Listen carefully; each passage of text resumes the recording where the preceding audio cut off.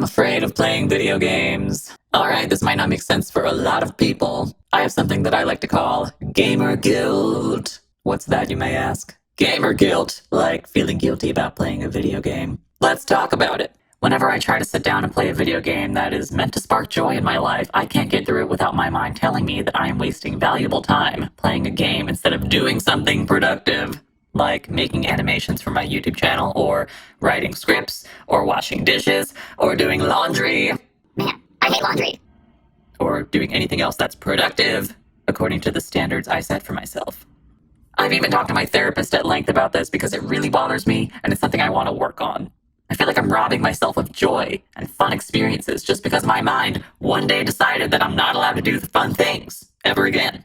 I'm trying to think back to the first time I experienced this type of guilt. I'm reminded of a time in college when I was trying to play Assassin's Creed 2. I found myself becoming really frustrated that I wasn't having fun in the game because I was actually thinking about the giant mountain of homework I had for various college classes. I wasn't really present or in the moment while playing my game. I was really overwhelmed. I put down the controller and I just felt really upset about it. Something that used to feel so fun for me was now just not fun anymore.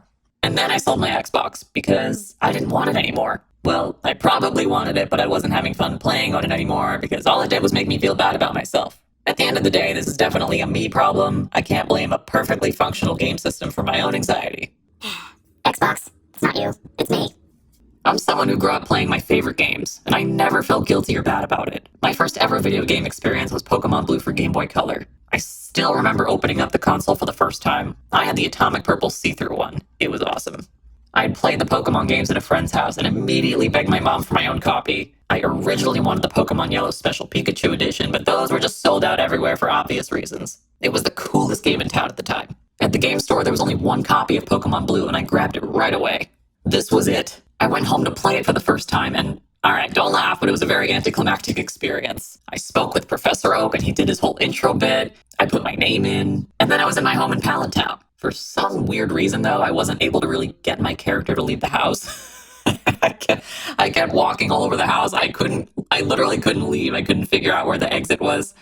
And I was trying to interact with various objects in the scene. I couldn't figure out how to get out of the house. This was my first ever game, all right? Like, I had no idea what I was doing. Yeah, so I was clueless, and then after 30 minutes, I turned the Game Boy off and went to bed, and I was like, is this all Pokemon is? Because I couldn't figure it out. All right, 2 attempts later, I finally got my character out of the house, and it was like my whole world opened up. I was glued to the screen. My parents had to monitor my screen time. This is before screen time was a thing, because I was so obsessed with this game. More often than not, I would be playing my Game Boy after dark when I was supposed to be sleeping. I did the whole flashlight over the shoulder thing that we all did, all right? But honestly, it was awesome. I loved every second of it. I felt alive.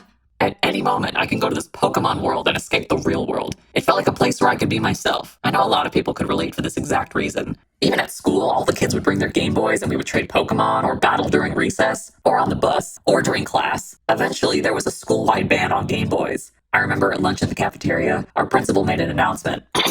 There are no Game Boys or Pokemon allowed at school. None of us cared though. We wanted our Pokemon. We didn't listen.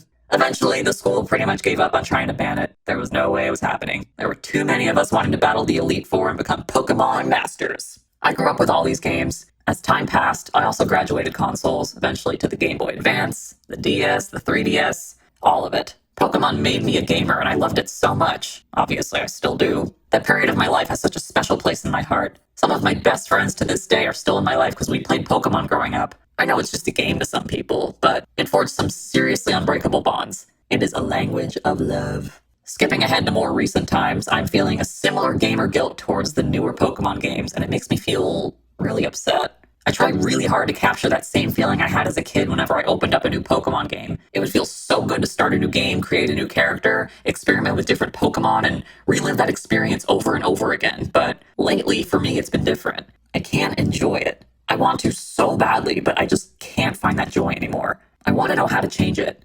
I miss it. Another game I grew up playing was Super Smash Bros. I started out playing it on the Nintendo 64 when I was a kid. I first discovered the game at Blockbuster, of all places. Rest in peace. and you were even able to rent video games to take home. I saw this video game that had a Pikachu on the cartridge, and that motivated me to take Super Smash Bros. Home. I went home and made my sister play it with me. She hated it. I loved it. I love the chaotic nature of the various items. I love the battle mechanics and how natural they felt. And I love that it was a game that took every Nintendo character and put them into one place. I'd call it life-changing based on how many hours I've invested into this game, and eventually I moved on to Super Smash Bros. Melee for the GameCube. To this day, it's still probably one of my favorite video games of all time. My friends and I played it non-stop. Items, no items, crazy rules, tournaments at people's houses. We did everything, and we had a blast. Same with Brawl for the Wii, and then the 3DS, and then the Wii U version. As a matter of fact, for the Wii U release, I found myself at the Smash Bros. Wii U event at the Nintendo of America store in New York City, with the Nintendo president at the time, Reggie, and a bunch of other dedicated Nintendo gamers. It was definitely a night to remember, and I still talk to some of those people from that event. What a good time. It's abundantly clear that video games have added nothing but joy, friendship, enrichment, and positive experiences to my life. So why am I having all this trouble enjoying them today? Could I be overcomplicating it? Do I like making myself feel bad about things that make me happy? Do I feel that maybe I don't deserve to feel the same type of joy anymore?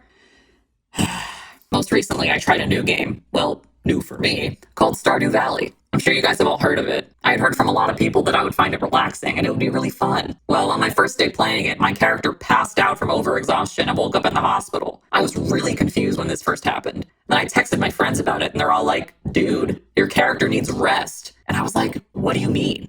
And then it hit me. I do the same exact thing in my real life. I overwork myself until the point of exhaustion. So maybe I could take a lesson from this. Maybe I really need to slow down. Maybe I need to stop working myself to that point and take a few minutes every day to enjoy playing a video game without allowing that guilt to seep in. I can hear my mind now. There's no time for that, Java. Ugh. Maybe I can't fix this overnight, but I'll do my best to work on it. I mean, hey, maybe with enough practice I can get there. Oh no, it can be so difficult to enjoy something so simple. I'm determined to allow space in my life for joyful experiences like playing video games, and I know once I overcome this feeling, I could really enjoy this hobby again like I used to as a kid. If you've ever dealt with this specific type of guilt or experience, I would love to hear more about it in the comments. What helped you overcome this feeling? Also, thanks for watching and supporting my channel. It really means a lot. See you guys next time.